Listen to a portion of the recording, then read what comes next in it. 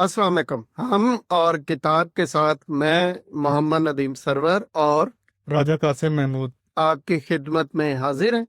आज हम सीरह नबवी के सिलसिले में एक और किताब जिसका नाम है हिजरत हबशा पर गुफ्तगू करेंगे। जैसा कि उन्वान से जाहिर है, ये किताब फोकस करती है जो मुसलमानों ने हबशा की तरफ पहली और दूसरी हिजरत की उसके ऊपर। मजीद गुफ्तगू को आगे बढ़ाते हुए मैं राजा कासिम साहब से गुजारिश करूंगा कि वो किताब का और किताब के मुसन्निफ का मुख्तसर तारुफ करवा। जी डॉक्टर साहब, जैसे कि आपने बताया, आज हमने हिजरत हबशा नामी किताब, जो उन्वान और किताब के नाम से भी ज़ाहिर है, उसका इंतखाब किया है, जिसके मुसन्निफ अब्दुल सत्तार खान साहब हैं और इसे नेशनल बुक फाउंडेशन पाकिस्तान ने शाया किया है। और अब्दुल सत्तार खान साहब का तारुफ, जहाँ तक अपना मुसन्निफ का तारुफ करवाते हैं, तो उस सिलसिले में आज थोड़ी सी मैं माजरत करूँगा कि अब्दुल सत्तार खान साहब का इतना ज़्यादा तफसीली तारुफ हमें मालूम नहीं है कि वो सऊदी अरब में मुकीम थे, और जद्दा के क़याम में जब उनकी कुछ हबशियों के साथ मुलाकात हुई, वो मुलाकातें फिर दोस्तियों में बदल गईं। तो जहाँ सूडान, एरिट्रिया और इथोपिया के लोग थे, तो उन्होंने उनसे गिला किया कि हमारे सीरत नबी सल्लल्लाहु अलैहि वसल्लम का एक बड़ा अहम वाक़या हमारे इलाके से ताल्लुक़ रखता है, जिसको बिलअमूम सीरत निगारों ने उसकी जो चंद सतूर में बयान करते हैं और छोड़ उसके बाद उसके ऊपर गुफ्तगू नहीं करते। तो अब्दुल सत्तार खान साहब कहते हैं कि मुझे उनकी बात से शर्मिंदगी भी हुई, और बाद में जब इस बारे में ज़्यादा कुछ छानबीन की तो उनका गिला दुरुस्त भी लगा। अमूम हमारी जो सीरत की किताबें हैं, उसके इस वाक़े को चंद सफ़ात में या इसकी बिल्कुल मोटी मोटी सी मालूमात दे दी जाती हैं कि कुफार के मजालिम से तंग होकर मुसलमान जो है हबशा की तरफ हिजरत कर गए। लेकिन अब कुछ यहाँ से फिर सवालात खड़े किए हैं डॉक्टर अब्दुल सत्तार खान साहब ने, कि अगर ये सिर्फ कुफार के मजालिम का होता तो वो तो जब मदीना हिजरत हुई तो वो ख़त्म हो गया वो वाला सिलसिला, तो फिर सारे के सारे फिर ये फतेह खैबर के बाद मुहाजिरीन वापस नहीं आए। तो असल में जो अब्दुल सत्तार खान साहब ने वो इसी भी चीज़ के ऊपर गुफ्तगू की है कि ये एक इत्तफाकी वाक़या नहीं था, ये एक बड़ा स्ट्रेटेजिक मूव थी। और इस दावत इस्लाम के नुक्ते नज़र से एक मरकज़ कायम किया गया था कि बिल फर्ज खुदा न खास्ता अगर मक्का में कुफार का गलबा ख़त्म नहीं होता, वो कायम रहता है, तो एक और मरकज़ हम मुसलमानों के पास ऐसी सूरत अफशा की सूरत में मौजूद हो। दावत इस्लाम का जो काम अगर मक्का में मुमकिन नहीं है तो उधर से जारी रहता। दूसरा, इस सिलसिले में अब एक और जो मुसन्निफ ने इस मामले में एक और बहस की है कि इसमें हिजरत हबशा का इंतखाब क्यों हुआ। तो मुसन्निफ ने बताया है कि इसके लिए रसूलुल्लाह सल्लल्लाहु अलैहि वसल्लम के सामने मुतअद्दिद ऑप्शंस थे। ताइफ का था, मदीना का था, शाम की इलाकों की तरफ था, लेकिन उनमें हर एक पर मुसन्निफ ने गुफ्तगू की है कि उस इलाके का इंतखाब क्यों नहीं किया गया और हबशा का इंतखाब क्यों किया गया। जी डॉक्टर साहब। अच्छा, ये आपने एक बड़े खूबसूरत पहलू की तरफ इशारा किया कि अमूमन हमारे यहाँ जब वैसे भी ये हबशा के वाक़े के ऊपर तो जैसे आपने बताया कि ज़्यादा बात नहीं की गई, जी। लेकिन अमूमन हमारे यहाँ जब भी हम सीरत के बारे में बयान सुनते हैं, ख़ास तौर पे जो मुख्तलिफ हमारे खतीब बयान करते हैं, हम्म। उसमें भी हम जो सीरत का बयान करते हैं वो आप सल्लल्लाहु अलैहि वसल्लम के हुलिये को या कुछ अहकामात को, इन चीज़ों को हम बहुत ज़्यादा फोकस करते हैं। जी। जबकि आपके जो हर काम के अंदर एक स्ट्रेटेजिक डेप्थ थी, जो एक प्लानिंग थी, जो एक पूरी मनसूबाबंदी, मालूमात लेना, फैसला और उसको एनालाइज करना और वजूहात के बुनियाद पे फैसला करना, स्ट्रेटेजिक एक पूरी सोच, जी। उसके ऊपर कम तवज्जो जाती है। तो आपने ये बताया कि जी। अब इसमें देखें, जैसे अब हबशा के इंतखाब के ऊपर हम अगर देखें, तो जैसे मैंने बताया कि ताइफ का भी एक इलाका था कि ताइफ की तरफ जाया जा सकता था। ताइफ में उसके बाद बड़ा एक अफसोसनाक वाक़या इसके बाद पेश आया। तो लेकिन ताइफ क्योंकि वहाँ पे कुफार के मशरक शिरक का गलबा था, मशरकीन थे। इराक का इंतखाब फिर ताइफ था भी करीब। जी, ताइफ करीब भी था। फिर इराक का भी था, लेकिन इराक के ऊपर जो है मजूसियत का या सासानियों का तसल्लुत था। یمن تھا، یمن کے اوپر بھی یہی صورتحال تھی، شام کا تھا، شام رومیوں کے ماتحت تھا، مدینہ بھی تھا، لیکن مدینہ میں بھی مشرکین اور یہود کا غلبہ تھا۔ تو اس لیے یہ ایک نیا مرکز جو تلاش کرنے کے لیے، پھر ایک اور جو دوسری اس میں چیز دیکھے گی کہ وہ مرکز ایسا مکہ سے، یعنی کہ جو کفار کا مرکز تھا، کفار کا جو گڑھ تھا، اس سے دور جو علاقے کا انتخاب کیا گیا تھا جہاں تک کفار کی جو ہے وہ رسائی بڑی مشکل تھی۔ اس لیے حبشہ جو ہے وہ اس پوری صورتحال میں اس بہترین علاقہ بنتا تھا۔ پھر حبشہ کی اپنی جو سیاسی صورتحال تھی، یہ گو کہ اس کی عیسائیت کا غلبہ تھا، لیکن یہ روم کے تحت نہیں آتا تھا، سلطنت روم کے تحت نہیں آتا تھا۔ پھر جو یہاں پہ بادشاہ تھا، شہنشاہ تھا حبشہ کا، اس کی عدل، اس کا عادل ہونا، اس کا منصف ہونا، اس کا شرعیہ کے ساتھ اچھا سلوک ہونا، یہ بھی ایک معروف چیز تھی۔ تو اس چیز کو مد نظر رکھ کے دیکھتے ہوئے یہ فیصلہ کیا گیا۔ دوسرا، اب ظاہری بات ہے رسول اللہ صلی اللہ علیہ وآلہ وسلم کا فیصلہ تھا، تو اس میں سب سے پہلی چیز تو اللہ تعالیٰ کا حکم تھا، اللہ تعالیٰ کی بتائی ہوئی تعلیمات تھیں کہ اس کا انتخاب کیا گیا۔ لیکن اس کے علاوہ بھی اب اگر دیکھیں، اگر ہم تاریخ کا اس میں ہے تو ڈاکٹر عبدالستار صاحب نے بھی اس میں گفتگو کی ہے کہ حبشہ اور عرب کے آپس میں تجارتی تعلقات تھے، وہاں قافلوں کا آنا جانا جاری رہتا تھا۔ پھر ایک اور رسول اللہ صلی اللہ علیہ وآلہ وسلم کی زندگی میں ایک بڑی اہم شخصیت حضرت ام ایمن رضی اللہ تعالیٰ عنہ کا بھی بڑا دخل ہے، اور آپ صلی اللہ علیہ وسلم کا ان سے محبت اور ان کی ساتھ جو سلوک ہے وہ ایک بڑا میٹر کرتا ہے، اور وہ خود اس علاقے سے تھی، حضرت ام ایمن حبشہ سے تھی، تو ایک ان کے ذریعے بھی معلومات تھی، پھر حبشہ سے آئے ہوئے قافلوں کے ذریعے بھی معلومات تھی، پھر اور بھی ذرائع تھے جو جس سے حبشہ کے متعلق جو رسول اللہ صلی اللہ علیہ وسلم کے پاس وحی کے علاوہ جو دوسرے سورسز تھے ان سے معلومات، ان کے پاس بڑی اتھینٹک اور مستند معلومات تھیں کہ دعوت کے ساتھ ساتھ انہوں نے علاقوں کے حالات کے اوپر بھی بڑی گہری نظر تھی، اور اس کا بھی ان کا جو ان کا مطالعہ، ان کے بارے میں جو تھنکنگ ہے وہ بھی ایک اس میں سمجھ آتی ہے کہ اس کے بارے میں فیصلہ سازی کرتے ہوئے کس طرح غور و خوض کیا گیا اور معلومات کی رسائی کو کس طرح ممکن بنایا گیا۔ یہ ایک بڑی زبردست چیز ہے، اور یہ بھی ہم کہہ سکتے ہیں کہ جو ہجرت حبشہ کا انتخاب ہے وہ بھی رسول اللہ صلی اللہ علیہ وسلم کا ایک معجزہ کہہ سکتے ہیں کہ یقیناً معجزات سے تو بالکل ہم حضور صلی اللہ علیہ وآلہ وسلم کی زندگی کا ایک کلمہ ہی معجزہ ہے۔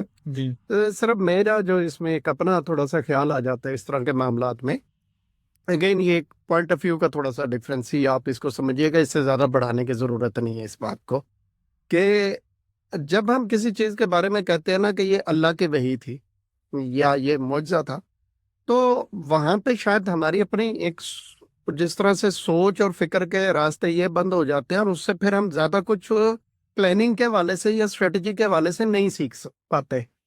ٹھیک ہے، اب مثال کے طور پہ آج کے کسی حکمران کو، لیڈر کو ایسی صورتحال پیش ہو، جی تو وہ تو یہ کہہ سکتا ہے جی مجھے تو وحی نہیں ملتی، تو میں کیا کروں؟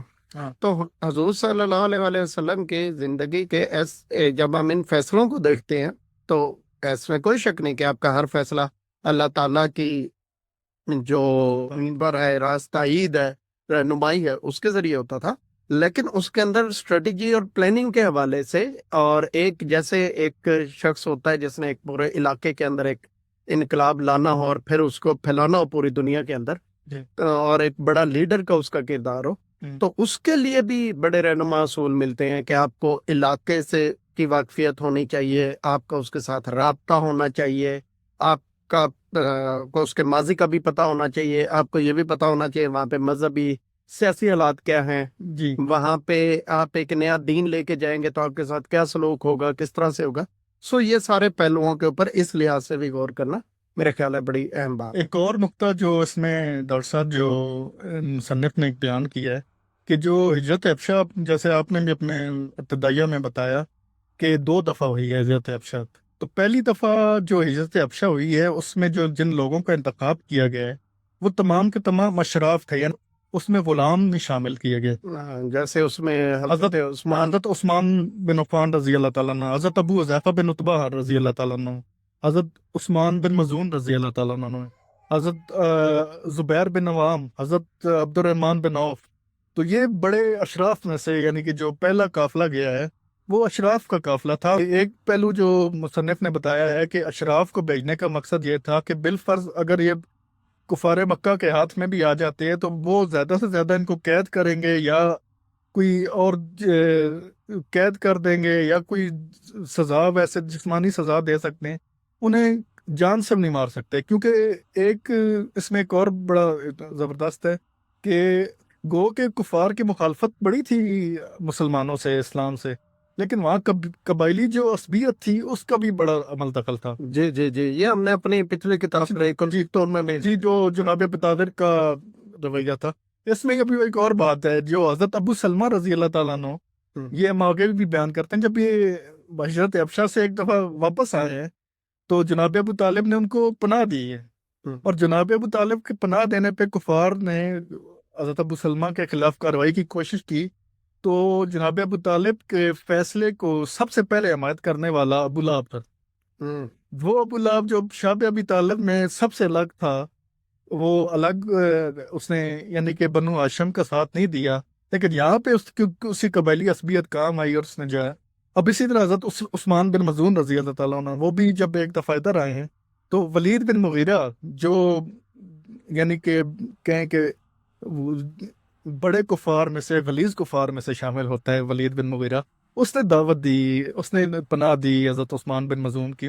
اچھا، میں ایک یہاں پہ میں تھوڑی سی انٹروینشن کرنا چاہوں. جی جی وہ یہ ہے کہ یہ جو صحابہ کرام واپس آئے جی پہلی ہجرت، جی، اس کے پیچھے 2 سے 3 بڑے واقعات، تین بڑے واقعات ہیں. وہ ذرا تھوڑا سا. جی، بتایا، مصنف نے بتایا ہوا ہے کہ اس میں 3 بڑے واقعات پیش آئے. ایک تو حضرت امیر حمزہ رضی اللہ تعالیٰ عنہ مسلمان ہو گئے. تو حضرت امیر حمزہ کی کیونکہ اپنی ایک پرسنالٹی ایسی تھی، شخصیت ایسی تھی، اور ان کا شجاعت اور بہادری، وہ ایک بہت بڑا، اس نے کفار کی وہ کمر توڑی. پھر اس کے ساتھ دوسرا واقعہ کچھ ہی دنوں بعد حضرت عمر کے اسلام کا پیش آ گیا. جب حضرت عمر کا اسلام پیش آیا تو وہ تو ہم کہتے ہیں کہ وہ تو اسلام کا یعنی کہ نقطۂ عروج تھا، جس نے یعنی کہ وہ ادھر سے آغاز ہو گیا. تو وہ کفر کا جو بڑی جو گردن ٹوٹی وہ حضرت عمر کے اسلام سے ٹوٹ گئی. تیسرا بڑا واقعہ سورہ نجم نازل ہوئی تو آپ صلی اللہ علیہ وسلم جب اس کی تلاوت کی تو اس تلاوت کے روب سے مجمع پہ اتنا رو پڑا کہ کفار بھی سجدے میں گر گئے. تو اس سے یہ خبر وہاں پہ پھیل گئی کہ اب جو ہے مکہ، پورا مکہ مسلمان ہو گیا. تو اس لیے یہ لوگ واپس آ گئے وہاں سے اس غلط فہمی میں.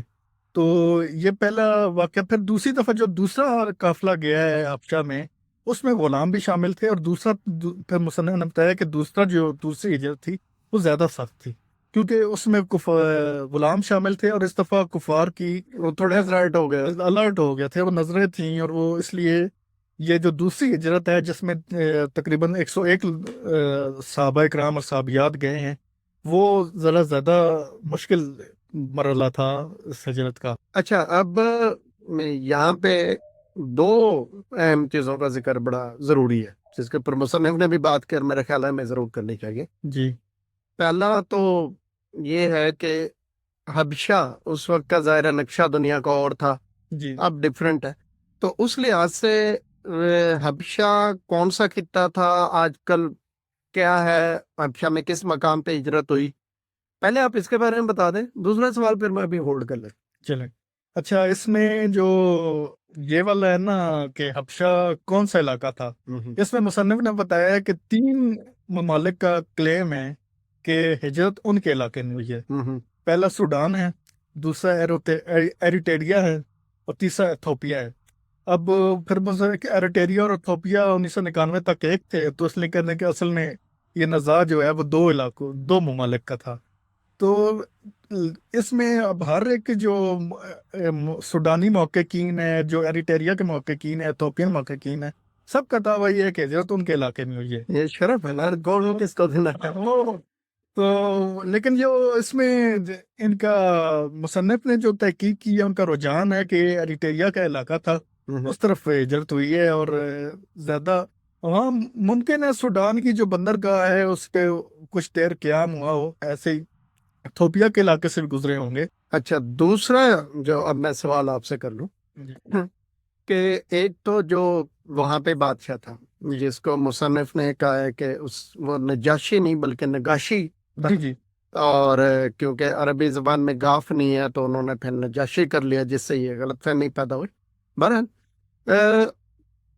تو جو اس وقت کا علاقہ تھا حبشہ کا، اس کے اندر جو بادشاہ کا یہ لقب ہوتا تھا نجاشی، جی یہ جیسے آج کل ہم کہہ لیں کہ صوبوں کے وزیر اعلیٰ یا گورنر، جی اس کا بھی یہی لقب ہوتا تھا، جو ملک کا بادشاہ ہے اس کا بھی یہی لقب جی جی شہنشاہ حبشہ کا لقب بھی نگاشی تھا، ہاں، اور جو گورنرز تھے ان کا لقب بھی نگاشی تھا۔ بالکل صحیح۔ اچھا، اب ایک تو تھوڑی سی ان کی سیرت و کردار کے اوپر میرا خیال ہے ہمیں بات کرنی چاہیے، اچھا، اور ایک اس حوالے سے بھی کہ وہ بذات خود کے کسی علاقے کے تھے یا پورے مطلب ملک کے تھے؟ اب اس بارے میں بھی بتایا ہے عبدالستار خان صاحب نے کہ دونوں رائے پائی جاتی ہیں کہ وہ شہنشاہ حبشہ تھے یا کہ گورنر تھے۔ تو بعد میں زیادہ رجحان ان کا اسی طرف ہے کہ وہ ایک گورنر تھے، کیونکہ اسما نام کا ان کا، اسما نام کا کوئی شہنشاہ حبشہ نہیں گزرا، وہ ایک علاقے کے گورنر تھے۔ اس بارے میں جو دوسری رائے کے لوگ ہیں ان کا کہنا یہ ہے کہ گورنر اتنا با اختیار نہیں ہو سکتا کہ وہ اتنا بڑا فیصلہ لے، لیکن کیونکہ وہ اس ٹائم کے حبشہ کے اگر سیاسی و معاشرتی اس کے نقشے کو دیکھا جائے تو گورنر جو ہیں کافی، صوبہ جو ہوتا تھا وہ کافی با اختیار ہوتا تھا، اس کے پاس کافی اختیارات تھے، اور گورنر کو پاس اتنے اختیار تھے کہ وہ ایک کسی کو اپنے علاقے میں ٹھہرنے، رکنے، ان کی رہائش کا انتظام کرنا کا بندوبست کرے۔ پھر جو یہ نگاشی تھے، یہ ان کو بھی ایک بڑا ایک مرحلے سے گزرنا پڑا، ایک جدوجہد سے یہ دوبارہ اپنی، کہ ان کے والد جو تھے وہ بادشاہ یعنی کہ گورنر تھے، ان کو ان کے یعنی کہ ان نجاشی کے چچا نے، ان کے بھائی نے یعنی کہ، تو انہوں نے اقتدار سے علیحدہ کیا۔ پھر جب ان کا چچا انتقال کر گیا تو ان کی اولاد اس قابل نہیں تھی، تو اسما پھر واپس آئے، انہوں نے دوبارہ اپنے تخت واپس لیا۔ تو وہ ایک بڑی جدوجہد کے ساتھ کے مرحلے سے گزر کے، اور ان کے عدل کی وجہ سے اور ان کی قابلیت کی وجہ سے جو لوگ تھے وہ انہیں پسند کرتے تھے، اور وہ جانتے تھے کہ جو ان کے چچا کے بیٹے ہیں وہ اس قابل نہیں ہے کہ اقتدار کی باغ دور سنبھال سکیں۔ تو اسی چیز کا بعد میں آگے نجاشی نے ذکر بھی کیا ہے کہ مجھے اللہ تعالیٰ نے دوبارہ اقتدار دیا ہے تو کسی کی بیساکھیوں کا استعمال مجھے نہیں کرایا، اس نے میری مدد کی اور میں کامیاب ہوں۔ جی جی۔ اچھا، اس میں آپ نے بتایا نا ان کے نجاشی کے چچا نے جی یعنی اپنے بھائی کو، نجاشی کے والد کو تخت سے الگ کیا، تو وہ بیسیکلی قتل کیا تھا، قتل تو اور نجاشی کو پھر انہوں نے جلا وطن ایک لحاظ سے کر دیا تھا، اور جب انہیں تخت واپس بھی ملا تو بنیادی طور پہ تو یہ ہوا تھا نا کہ حبشہ کے اوپر اور ملکوں کے حملے کا بڑا خدشہ تھا، جی جی تو جس کی وجہ سے پھر انہیں درباریوں نے ان سے ریکویسٹ کی اور پھر انہوں نے وہ مقام سنبھالا، یہ سنبھالا۔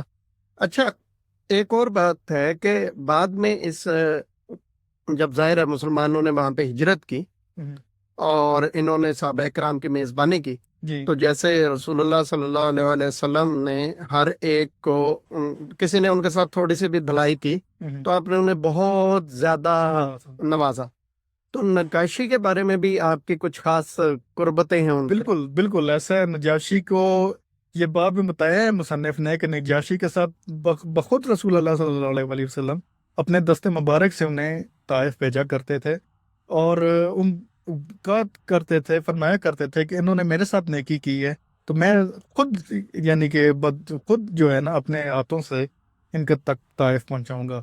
پھر نجاشی کا ایک واحد ہستی ہیں جن کا نماز جنازہ جو ہے، غائبانہ نماز جنازہ رسول اللہ صلی اللہ علیہ وسلم نے پڑھایا ہے، تو ہم کہہ سکتے ہیں کہ رسول اللہ صلی اللہ علیہ وسلم کے اوپر جس نے احسان یا نیکی کی ہے تو آپ صلی اللہ علیہ وسلم نے اس سے بڑھ کے اس سے پر احسان اور نیکی کی ہے۔ بالکل۔ اچھا، اب ہم اس پہ آتے ہیں، ہجرت پہ دوبارہ سے، تو کفار نے کوشش کی مسلمانوں کو واپس لانے کی، جی اور ان کا ایک وفد بھی پہنچا نجاشی کے پاس، جی جی तहائफ लेके, और पहले उन्होंने दरबारियों को पहले से तहائफ दे दिए जी ताकि वो उनके हमनवा हो जाए, जैसे वो रिश्वत वगैरह का सिलसिला हमारे यहाँ चलता है। जी तो उन्होंने भी फिर ये सिफारिश की नजाशी के दरबारियों ने कि जी आप इन मुसलमानों को निकाल दें, लेकिन नजाशी ने ऐसा नहीं किया। तो उसको थोड़ी सी तफसील हाँ, ये देखा क्या है, तो ये तो बिलमूम सीरत की तकरीबन सभी कुतुब में मौजूद है कि हज़रत अमर बिन आस जो उस टाइम तक मुसलमान नहीं हुए थे, और अब्दुल्ला बिन रबिया जो उस टाइम वो भी मुसलमान ही थे, तो ये दोनों जो है कुफार के सफ़ीर बनकर नजाशी के दरबार में गए, और इन्होंने कहा कि ये लोग बागी हैं, हमसे भाग कर आए हुए हैं, हम इन्हें वापस लेकर जाना चाहते हैं। तो वही जो रिश्वत सतानी का कल्चर जो आपने बात की, उससे अहले दरबार को उन्होंने तो अपना हमनवा कर लिया था, लेकिन नजाशी की अपनी तबीयत में जो इंसाफ पसंदी थी, उसकी वजह से जो मुहाजिरीन हबशा थे उन्हें मौका दिया गया कि वो अपनी बात करें।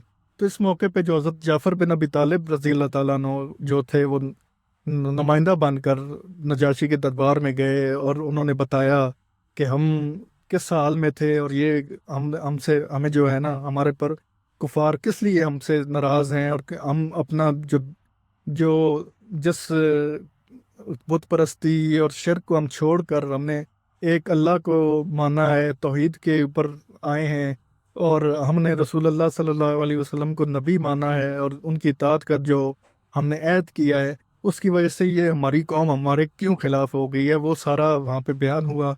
फिर अगले दिन जो हज़रत ईसा अलैहिस्सलाम के बारे में जो गुफ्तगू हुई, वो भी इसमें जिक्र है। तो वो ये जो उस टाइम के वाक़यात थे, ये सारा उसमें जिक्र किया गया है। अब एक और अफशा के अहवाल में आपको एक और बात बताऊं कि जब ये सहाबा कराम की मुक़द्दस जमात जब वहाँ मौजूद थी, तो इन्हीं नजाशी के ख़िलाफ़ एक बगावत भी हुई थी।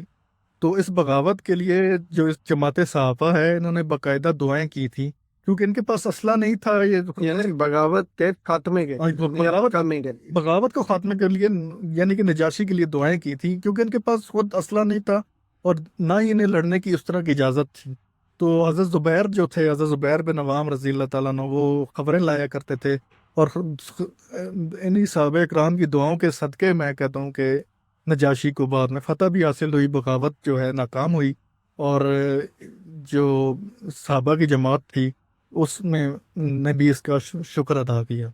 अच्छा, और दूसरा एक और इसमें चीज़ मैं ऐड करना चाहूँगा कि अब्दुल सत्तार खान साहब ने बताया कि यहाँ पर एक जो एरिटेरिया और जो एथोपिया के इलाके में मस्जिद पाई जाती है, जिसका रुख जो है वो बैतुल मुक़द्दस की तरफ है। तो वो कहा जाता है कि वो सबसे पहली मस्जिद थी जो इस इलाके में कायम हुई है।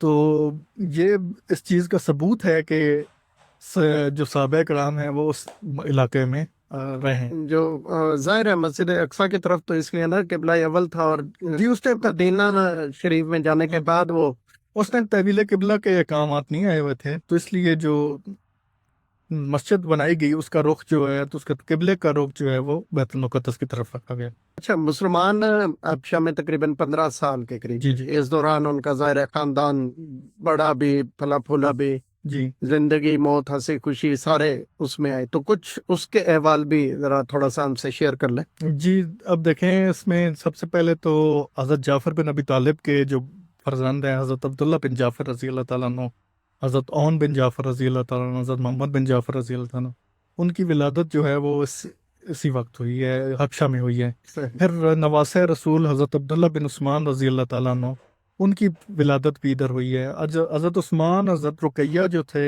जब हिजरत मदीना हुई है, तो ये दोनों यहाँ से चले गए, वापस चले गए, हाँ, हबशा से मदीना। मदीना चले गए। फिर ग़ज़वा बदर में हज़रत रुकैया का विसाल हो गया, तो अब वो हम आगे जानते हैं। ऐसे ही हज़रत अबू मूसा अशरी रज़ी अल्लाह ताला अन्हु जो है, वो यमन के थे, वो आ रहे थे, वो इत्तफाकी तौर पे यहाँ पे मिले, और वो फिर यहाँ पे रहे, और फिर खैबर के वक्त वो जो है इसी काफिले के साथ वहाँ पहुँचे। ऐसे ही जो हज़रत हातिब के बेटे थे, मोहम्मद बिन हातिब, उनकी विलादत भी यहाँ हुई है, और वो मदीना में गए थे, तो उन्होंने अपने करम हांडी का जो है अपने ऊपर उल्टी, जिससे वो उनकी جسم جو ہے وہ اسے نقصان پہنچا، تو رسول اللہ صلی اللہ علیہ وسلم کی دعا سے وہ جسم ٹھیک ہوا۔ تو اس کے اور بھی کچھ جو صحابہ کرام کی اولادیں یہاں ہوئی ہیں، تو عبدالستار صاحب نے ان کا بھی ذکر کیا ہے۔ صحیح صحیح صحیح۔ اچھا، اس کے علاوہ حضرت عبداللہ بن جہش کا ذکر بھی، عبید اللہ بن جاش، سوری عبید اللہ بن جہش۔ اچھا، عبید اللہ بن جاش کے بارے میں بالعموم سیرت نگار تو کرتے ہیں کہ ان کا انتقال جو ہے وہ یہاں پہ مرتد ہو گئے اور انہوں نے سید قبول کر لی۔ حالانکہ وہ دیکھا جائے تو وہ ان لوگوں میں شامل تھے جب نزول وحی سے بھی پہلے جو توحید پہ قائم تھے، جی جی، تو اولین مسلمانوں میں سے تھے۔ پھر حضرت ام حبیبہ رضی اللہ تعالیٰ عنہ کے وہ پہلے شوہر ہیں، ام المومنین ام حبیبہ کے، اور انہی کے ساتھ انہوں نے ہجرت بھی کی تھی۔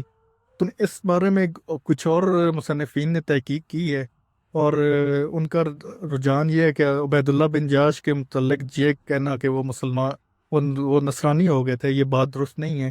اور میرا اپنا بھی، میری محدود معلومات ہیں، اس کے مطابق یہ بات زیادہ قوی لگتی ہے کہ انہوں نے نصرانیت قبول نہیں کی، وہ اسلام پر ہی قائم رہے۔ اچھا، آخر میں ہم ذکر کریں کہ آپ کے خیال میں اس کتاب میں بہتری کی گنجائش کہاں کہاں پہ ہے؟ دیکھیں، جو ظاہری بات ہے، حضرت جعفر بن ابی طالب کا ہم نے جو ذکر کیا ہے کہ انہوں نے اپنی تقریر سے، اپنی گفتگو سے انہوں نے نجاشی جیسے شخص کو قائل کر لیا، تو یقیناً انہوں نے دعوت اسلام کا کام باقی علاقے میں بھی کیا ہوگا، اور بھی لوگ ظاہری بات ہے حلقہ اسلام میں داخل ہوئے ہوں گے۔ اس بارے میں جو ہے مزید معلومات کو بہتر کیا جا سکتا ہے۔ پھر حوالہ جات کی کافی حد تک جو ہے نا اس میں تشنگی محسوس ہی ہوئی کہ انہوں نے، مصنف نے کتابوں کا تو نام ذکر کیا ہے، پھر لیکن وہ کہاں سے شائع ہوئی، کہ اس کا عربی کتابیں ہیں، حبشی کتابیں، وہ اس بارے میں معلومات جو ہیں وہ ذرا بہتر طریقے سے اگر وہ کسی اگلے ایڈیشن میں بیان کر دیں تو میرے خیال سے کتاب کی وقت جو ہے اس میں اضافہ ہو جائے گا۔ جی چلیں، ناظرین آپ سے ایک آخر میں گزارش، آپ کو ہماری یہ کاوش کیسے لگی؟ جی، اور اس بارے میں ضرور ہمیں کمنٹ میں آگاہ کیجیے گا، ساتھ ہمیں اجازت دیجیے جی، اللہ حافظ۔ اللہ حافظ۔